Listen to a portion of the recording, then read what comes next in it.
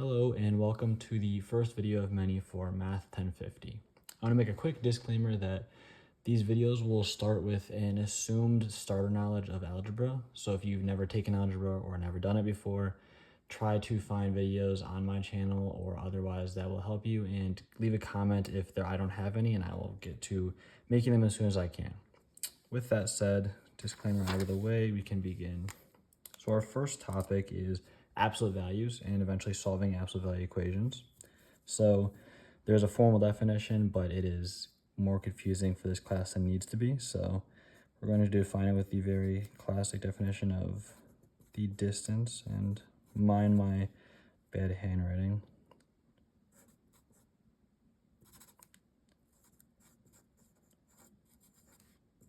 Okay.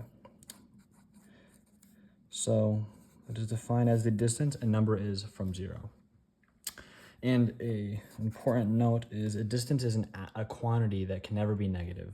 You can never go a negative distance, and that applies in real life as well as the mathematical sense. Never be negative. Okay.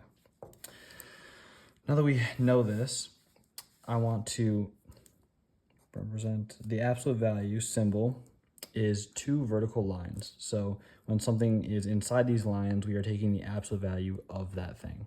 That is the symbol for it. And another way to think about the absolute value is that it will take whatever you put in there, if it's a number, and make it positive. So if you put in a positive number, it outputs a positive number, the same number. If you put in a negative number, it will output that number positive. So that lends us into our first example. And I want to go about this example in two different, methods of thinking. One will be visually using our definition from before, and the other will be, using the kind of mentality that it input a number, you get the number positive. So we're going to say evaluate the absolute value of 2. Now, again, two different ways to think about this. Let's make a number line now that we know how far we're going. And the first, we're going to use just the classic definition that we have already known. This is going to be that we want to find the distance from 0 that 2 is, or how many units from 0 is 2. And without too much thinking, we can see that it's 2 units away. So the absolute value of 2 is 2.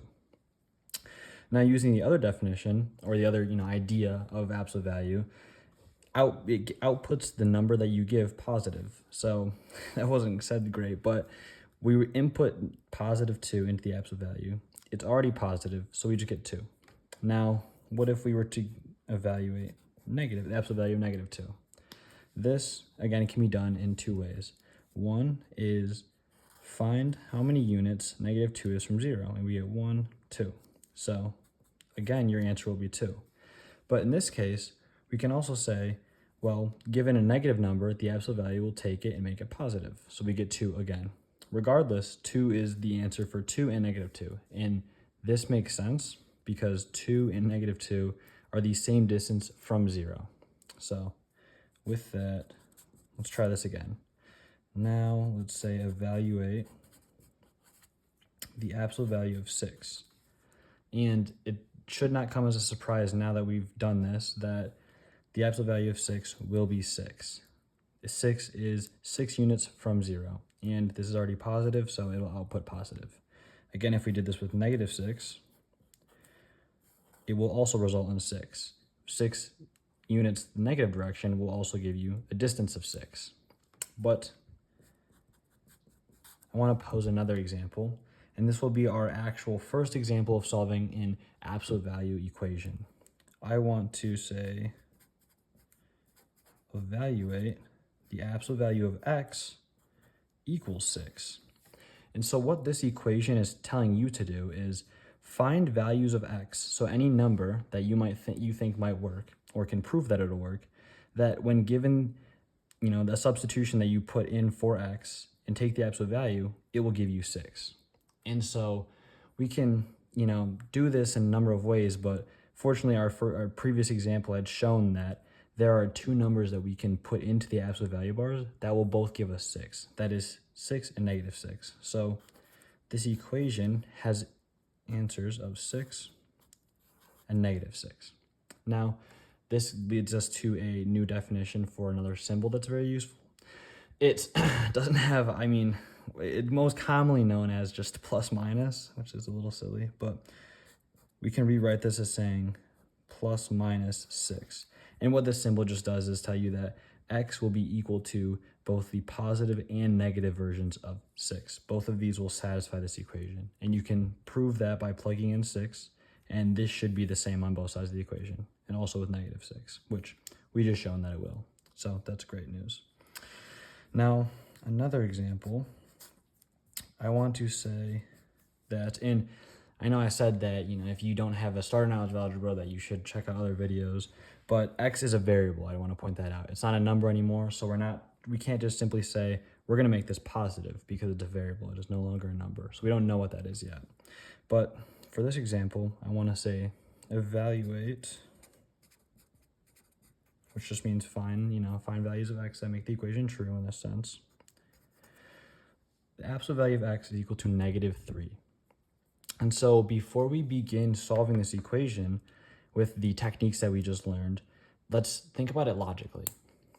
We want to find values of x that when you take the absolute value, they give you negative 3.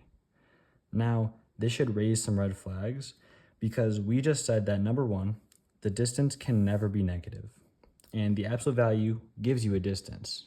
But on the other hand, we also said the absolute value, when you plug in a number, which eventually what x will be is a number, when you plug in a number here, it makes that number positive. So how can something plugged into a function that always makes it positive equal a negative number?